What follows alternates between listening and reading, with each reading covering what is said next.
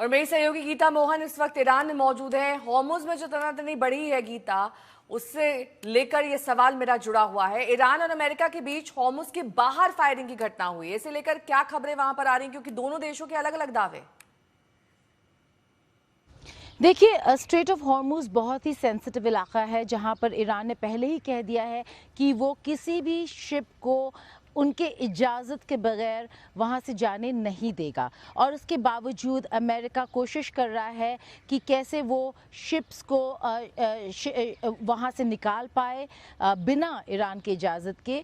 तो जब उन्होंने कोशिश की, जब ट्रंप ने कहा कि शिप्स निकलने की कोशिश करें और हम उनको सेफ पैसेज देंगे, तो ये वार्निंग शॉट्स थे। वो कोवेट्स थे, अमेरिकन कोवेट्स, जिन पर वार्निंग शॉट्स फायर किए गए और जिसके बाद नुकसान ना पहुंचे, इस वजह से उन कोवेट्स को अमेरिका ने पीछे ले लिया।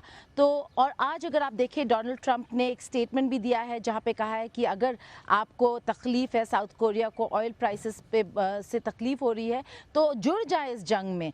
कोई जुड़ने को तैयार नहीं। ईरान बिल्कुल डट कर खड़ा हुआ है और ये कोशिश है ये दिखाने की कि स्ट्रेट ऑफ हॉर्मुज़ का कंट्रोल सिर्फ और नियंत्रण सिर्फ ईरान के हाथ में है और ईरान इसको कहीं नहीं जाने देगा जब तक अमेरिका और ईरान के बीच पीस डील नहीं हो जाता।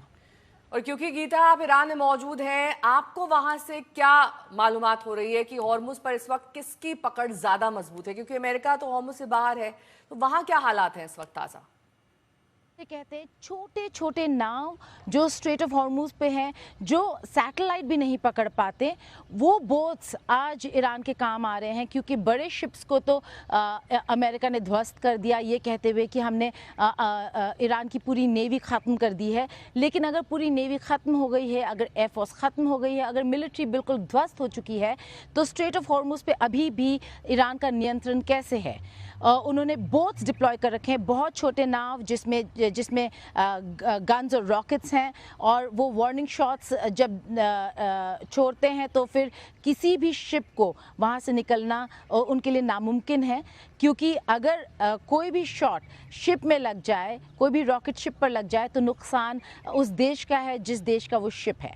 दूसरा, drones, satellite images, real time data, missiles, जो पूरा कोस्ट लाइन है वहाँ पर आप देखें IRGC का पूरी तरीके से तैनात है IRGC, और वो इंश्योर कर रहे हैं कि कोई भी ऐसा मूवमेंट ना हो स्ट्रेट ऑफ हॉर्मुज़ या फिर पर्शियन गल्फ में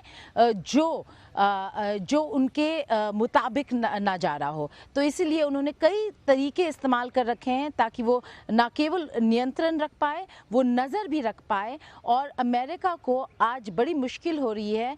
स्टेटमेंट्स देना आसान है, लेकिन उस पर अमल करना बहुत मुश्किल हो रहा है। इसलिए अमेरिका चाह रहा है कि बाकी देश भी उनके साथ जुड़ जाए, लेकिन अभी इस नाजुक मामले में और इस नाजुक वक्त पर कोई भी देश अमेरिका के साथ जुड़ने को तैयार नहीं है।